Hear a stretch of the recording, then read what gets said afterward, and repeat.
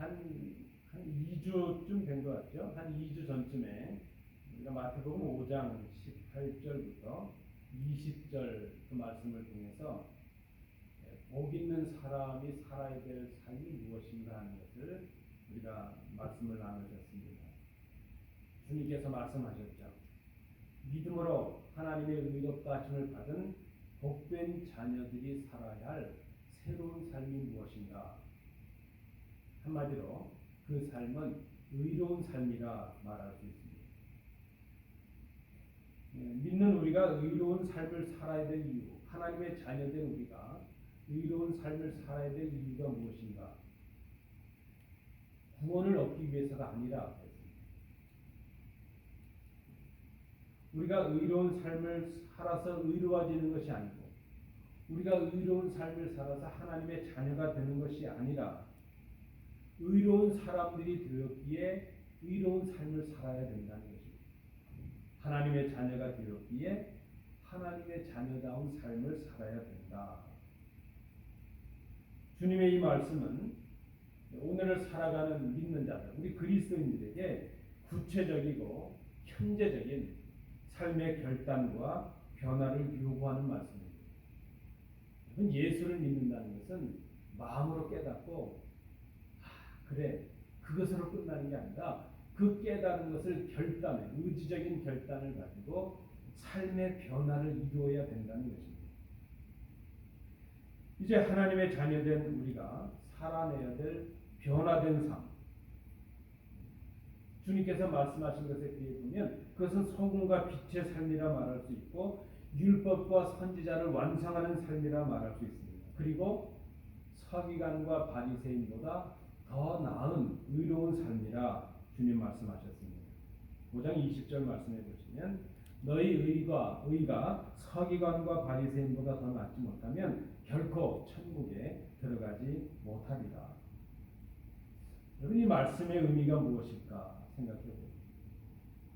우리가 의로운 삶을 살아야 되는데 당시 의롭다고 말했던 서기관들 바리새인들보다 그들의 의로움보다 더 나아야 된다 하는 그런 말씀입니다.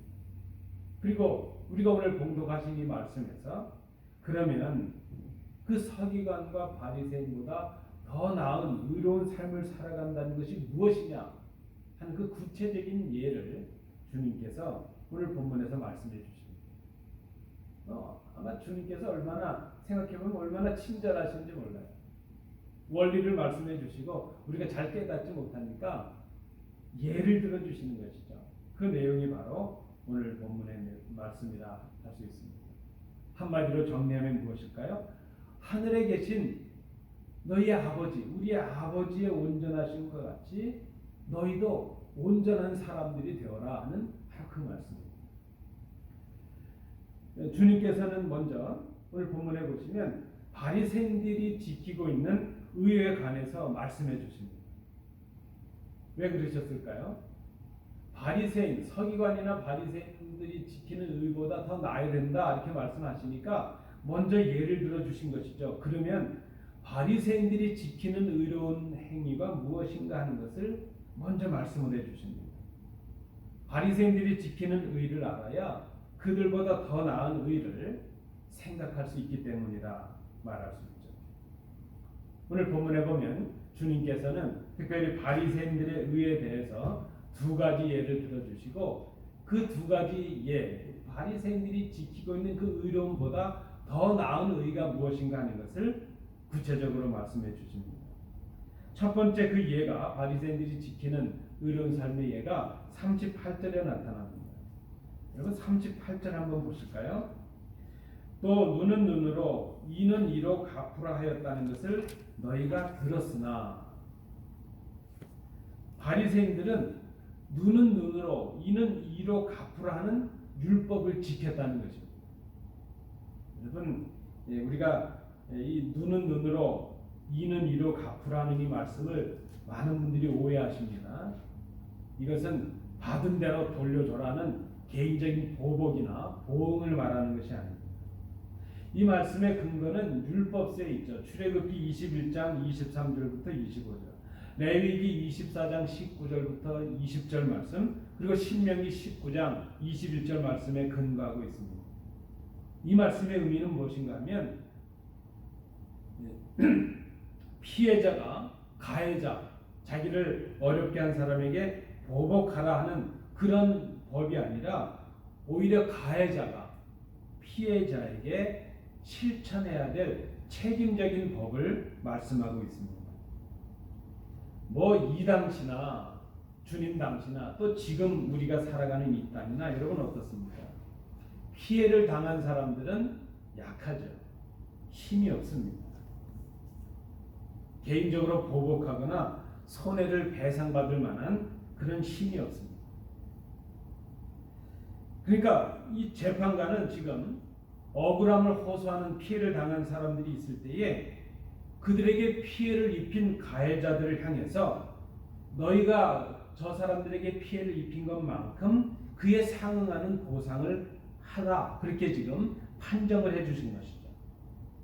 그래서 사사로운 보복을 막고 오히려 요구하지도 못하는 약한 사람들을 보호하기 위해서 오히려 가해자들에게 책임감을 느끼고 배려하고 사랑을 베풀게 하기 위해서 지금 율법에 이 말씀을 준 것이죠. 지금 이 바리새인들 그들도 한다는 것입니다. 누군가에게 피해를 준 게 있으면 눈은 눈으로 이는 이로 갚는 그 정도는 한다는 것입니다. 여러분 이 시대가 어떻습니까? 우리가 남에게 어려움을 주었다면 다 갚고 사나요? 이만한 것도 찾아보기가 어려운 때가 되었습니다.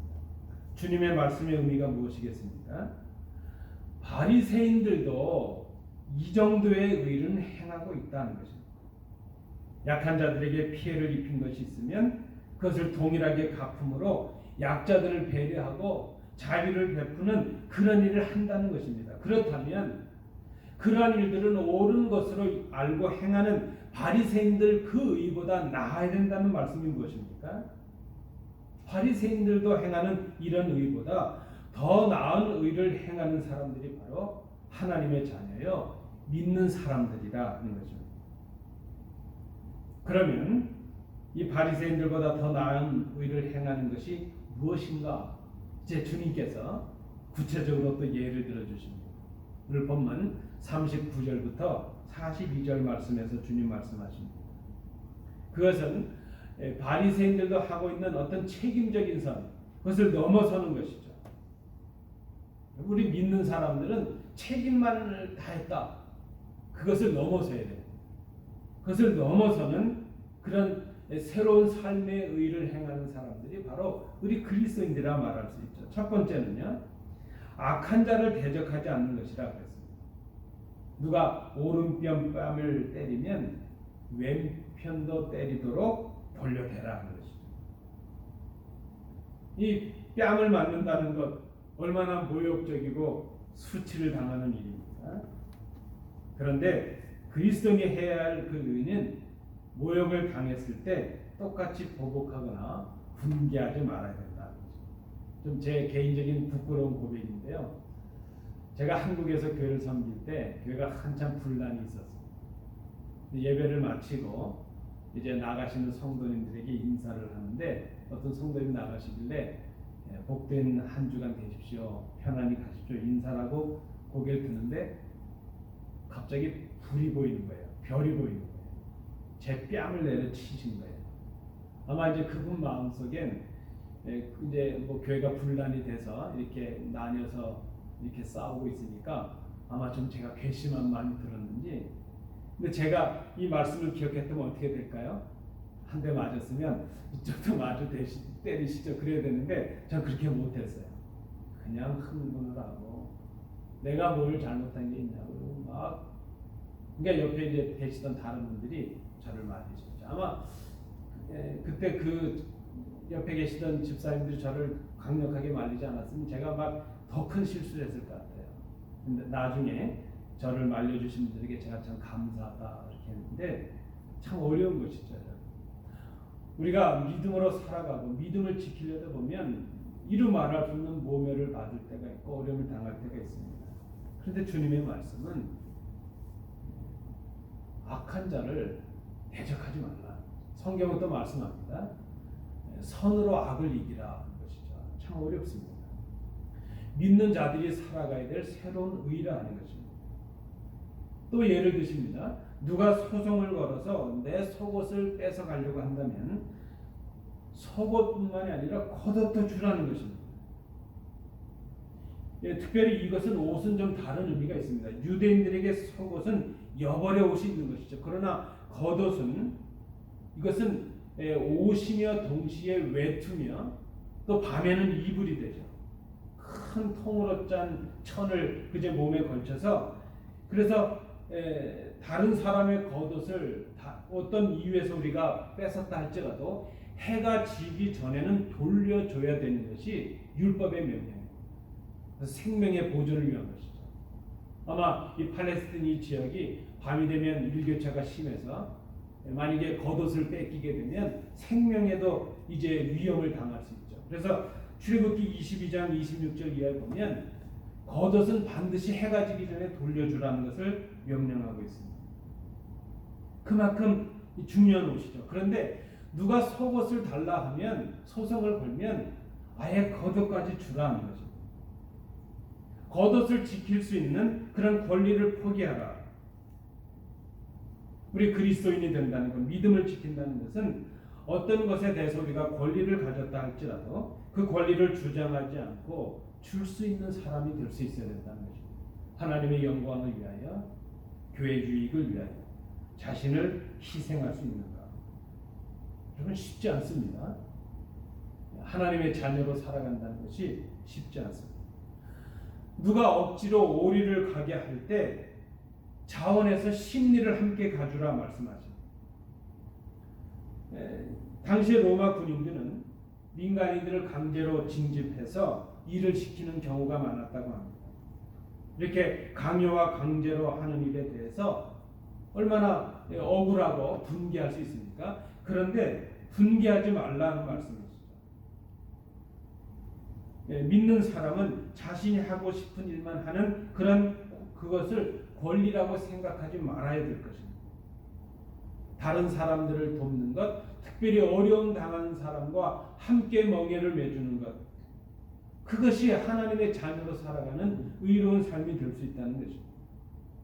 마지막 네 번째가 무엇인가요? 구하는 자에게 주며 꾸고자 하는 자에게 거절하지 말라 하는 것입니다. 신명기 23장 19절에 보니까 율법은 그렇게 말합니다. 빌려줄 때 이자를 받지 말라는 것이죠. 여러분, 바리새인들도, 율법을 지키는 바리새인들도 어려운 사람들에게 구워줄 때는 이자를 받지 않고 준다는 것입니다. 그런데 우리 믿는 사람들의 의는, 하나님의 자녀된 우리의 의는 이보다 더 나아야 된다는 것이죠. 주님의 말씀은 무엇입니까? 이런 법적인 관계를 넘어서는 관대한 마음과 정신을 요구하고 계신 것입니다. 특별히 헐벗은 자들, 가난한 자들, 어려움에 있는 자들에게는 거저 주라는 거죠. 받을 생각을 하지 말고 주는 것이죠. 꾸이는 것이 아니라 주는 것이죠. 여러분, 받는 것이 행복합니까? 주는 것이 행복합니까? 둘 다 행복하죠. 둘 다 행복해요. 그런데 우리가 성숙해지면요, 주는 게 행복해요. 저는 어릴 때 잘 이해가 안 됐어요. 뭐 만난 게 있으면 어머님, 아버님이 저희들을 주시잖아요. 그리고 안 드시잖아요. 저는 얼마 전까지만 해도 저희 어머님은 정말 돼지 비계만 좋아하는 줄 알았다니까요. 그게 아닌데.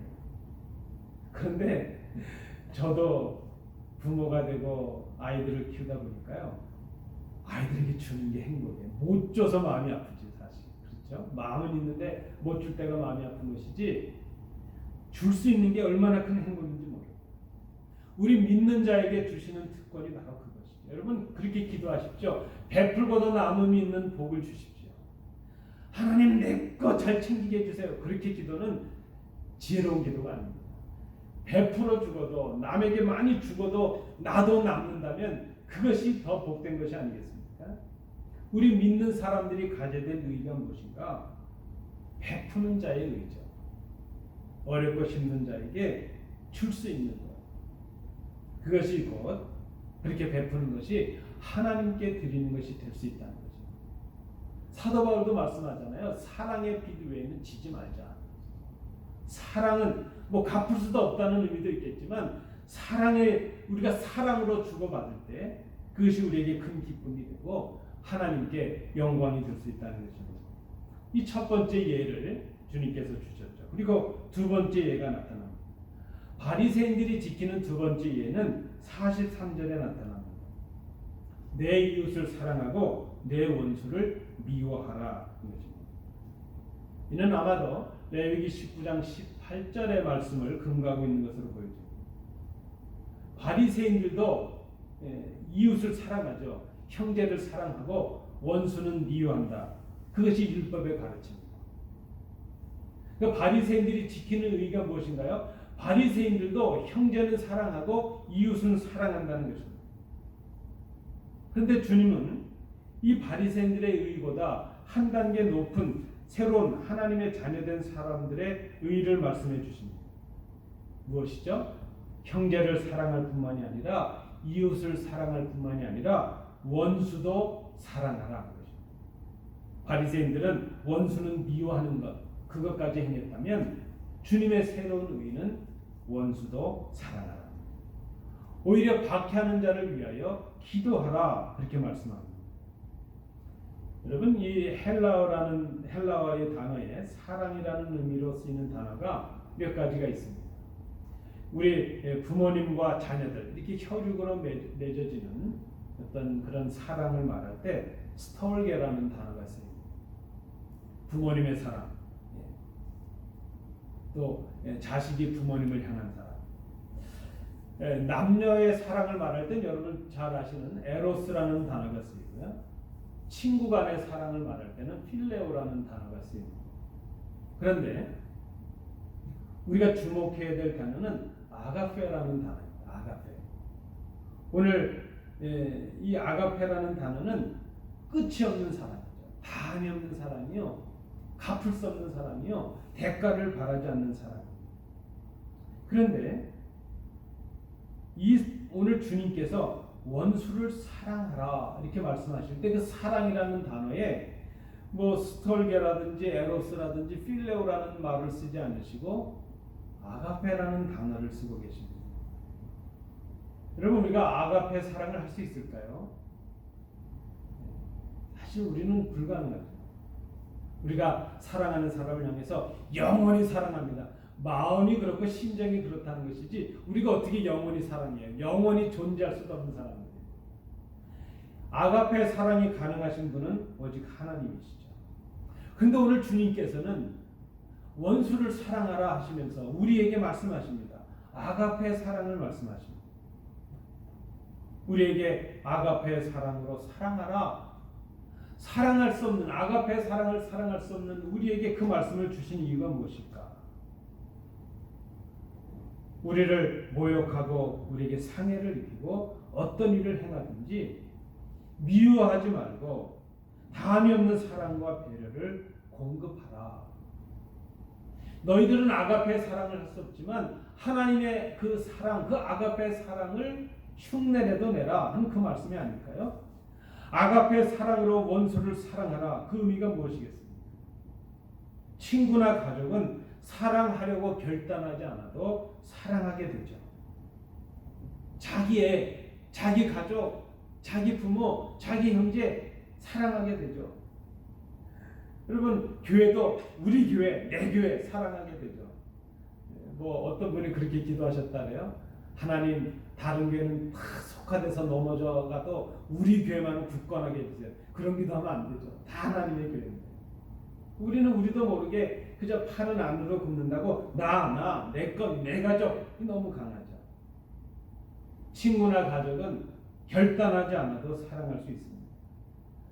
자기를 사랑하는 자를 사랑하는 일, 누구나 할 수 있습니다. 나를 사랑하는 사람, 우리도 사랑할 수 있죠. 그런데 나를 미워하고 나를 힘들게 하고 나를 박해하는 원수를 사랑하는 일, 우리의 사랑으로 안 된다는 것입니다. 부모가 자식을 사랑하는 사랑으로 안 되고 연인이 사랑하는 에로스의 사랑으로도 안 되고 친구의 사랑, 필레오의 사랑으로도 안 되고 나를 미워하는 원수를 사랑할 수 있는 그 사랑은 오직 하나님의 사랑을 통한 아가페의 사랑으로만 가능하기에 주님께서는 지금 원수를 사랑하는 그 일을 아가페의 사랑으로 하라 그렇게 말씀하고 있습니다. 이를 사랑해야 한다는 그 의무와 책임과 어떤 의지의 결단을 넘어서는 하나님의 능력을 힘입어야 그리스도의 보혈의 은혜를 감격적으로 경험해야 감당할 수 있는 사랑이기 때문입니다. 우리 믿는 사람들이 사랑해야 될 사랑이 바로 이 사랑입니다. 세상 사람들의 사랑과 우리의 사랑의 차이가 여기에 있습니다. 우리는 씻을 수 없는 우리의 죄를 탕감해 주신 아가페 사랑을 입은 사람들입니다. 그 사랑으로 사랑해야 될 사람들이 바로 우리들이라 하는 것이죠. 이런 결단과 의지를 가지고 사랑하게 될 때에 나를 힘들게 하는 사람들을 사랑할 수 있게 되고 주님께서 원수된 우리를 사랑해 주셨던 거죠. 주님께서 당신을 십자가에 못 박는 그 사람들을 위해서 기도해 주셨던 것처럼 우리도 원수들을 향하여 나를 힘들게 하는 사람을 향하여 하나님께 기도하는 사람이 될 수 있다는 거죠. 이것이 바로 바리새인들의 의를 뛰어넘는 하나님의 구원받은 하나님의 자녀된 사람들이 지켜야 될 새로운 의라는 것입니다. 모욕을 당해도 모욕한 자에게 보복하거나 분개하지 말아야 되고 자신의 권리나 자신의 법칙을 주장해서 다른 사람들을 불리하게 하지 말아야 되고 자기가 하고 싶은 일도 다른 사람의 유익을 위해서는 기꺼이 절제할 수 있는 그런 사람이 되어야 되고 필요로 하는 사람에게 하나님께 드리는 마음으로 베푸는 사람이 되어야 된다는 그 말씀입니다. 근데 여러분 우리는 이러한 일들은 성경에서나 나오는 일들도 생각합니다. 말씀은 그렇게 하지만 우리의 현실은 달라요. 그것은 원리이지만 우리는 그렇게 살아갈 수가 없어요. 우리가 말씀 있는 대로 어떻게 다 살아가겠냐고. 그렇게 우리 스스로를 위로합니다. 그리고 구체적으로 삶으로 실천하지 않습니다. 아니 이렇게 살아가면 이렇게 경쟁이 치열한 사회에서 어떻게 살아가겠어요? 아니 목사님 이렇게 살아가면 세상 사람들이 우리를 바보라 그래요. 바보 취급을 받습니다. 아니 왜 이렇게 우리더러 바보처럼 살아가라고 말씀하십니까? 여러분 주님께서 하시는 말씀대로 살아가면 맞아요. 바보가 되는 것 같아요. 다 빼앗길 것 같아요. 경쟁에서 뒤처질 것 같아요. 그런데 우리가 이렇게 살아야 되는 이유는 주님의 말씀이기 때문에 그것이 바리새인들보다 더 나은 의를 행하는 것이기 때문입니다. 그것이 바로 하나님의 자녀된 우리들 십자가의 보혈의 은혜를 힘입은 우리가 살아가야 될 삶이라 하는 것입니다. 우리가 어떻게 이렇게까지 할 수 있겠습니까? 우리의 힘과 능력으로 되겠습니까? 우리의 논리로 되겠습니까? 우리의 냉철한 이성으로 되겠습니까? 주님의 사랑을 알아야죠. 주님께서는 사랑을 말씀하십니다. 원수까지도 사랑하는 이 아가페의 사랑으로만이 이것이 가능하기 때문입니다. 우리를 위해 십자가에 죽으셨던 그 주님의 사랑을 알아야 심령이 가난한 자의 복을 알 수가 있습니다. 우리를 위해 십자가에 찍히셨던 그 주님의 고통을 알아야 애통하는 자의 마음을 알 수가 있고 온유한 자가 누리는 복을 알 수 있고 의에 줄이고 목마른 자의 복과 궁일이 여기는 자의 복과 마음이 청결한 자의 복, 화평하게 하는 자의 복이 무엇인지를 거짓으로 박해를 받는 자의 복이 무엇인지를 비로소 우리가 이해할 수 있기 때문이라는 것입니다. 주님의 사랑을 알아야죠. 십자가의 사랑을 알아야죠. 아가페의 사랑을 알아야죠. 소금과 빛의 삶을 사는 것, 율법을 완성하는 삶을 사는 것, 바리새인들보다 더 나은 의를 행하라는 이 주님의 말씀. 한마디로 요약하면 무엇입니까? 하나님의 사랑을 행하라는 것입니다. 아버지의 온전한 사랑처럼 너희도 그 사랑을 온전히 행하라. 그것이 우리가 온전해지는 길입니다.